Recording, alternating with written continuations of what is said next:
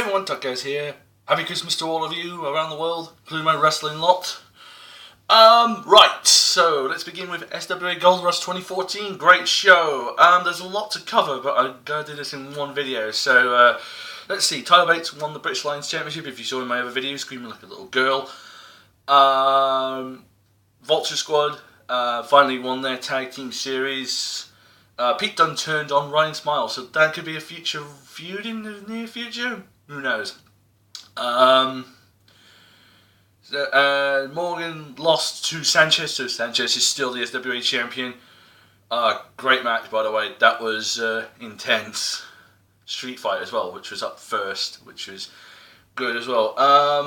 There were a couple of moments in the Rumble that I want to take care of. First of all, there's two people in the Academy that I'm part of the SWA Academy, which is great. So yeah, they did quite well. Mike and Gary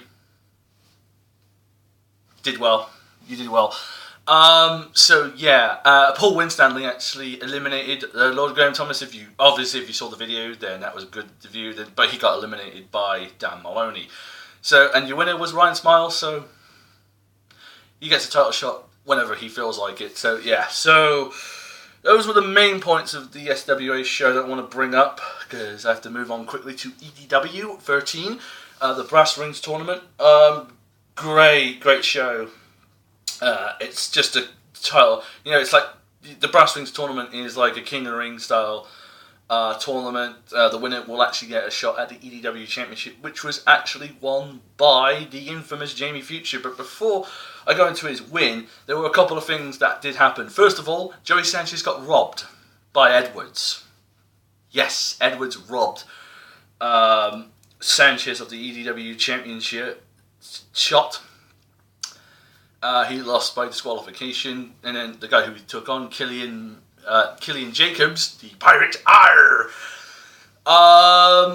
he went on to face Edwards, and then Edwards got distracted by Joey Sanchez, and it was announced that the next show, them two, no disqualifications. I like the idea. I like the idea of these two blowing off steam. Really, these two really need to knock them out, and I hope Sanchez knocks some sense into Edwards. So yes, it was between Killian Jacobs and Jamie Future, which was quite interesting. I didn't think that Killian it's turning into a real fan favorite. But then, just before I move on to this, there was a match that I thought was quite good, which was Joey Osborne taking on Tyler Bate. Bate unfortunately lost, but then it was a good showing for his first time in EDW. As we move on from EDW to the PWK SuperShow with Shropshire Wrestling Alliance, which was a bonus show, because this was not even supposed to take place at Dawley Town Hall. It was supposed to take somewhere else. But this was not one match. Not one match, like I say, was below 3 stars. I think I can't really give them a match in the night, really, to none of those shows, because all of them were brilliant.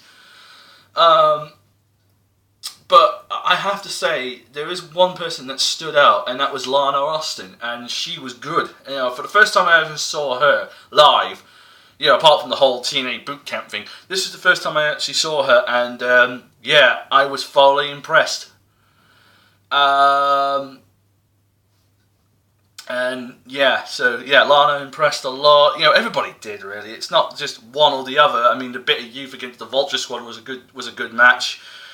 That had repercussions. That would have some ramifications on the PKW Championship, because Chris Ridgway was the holder of the shot at the PWK Championship. Now, since he's that, but Pete Dunne is their teammate and he's the champion, so obviously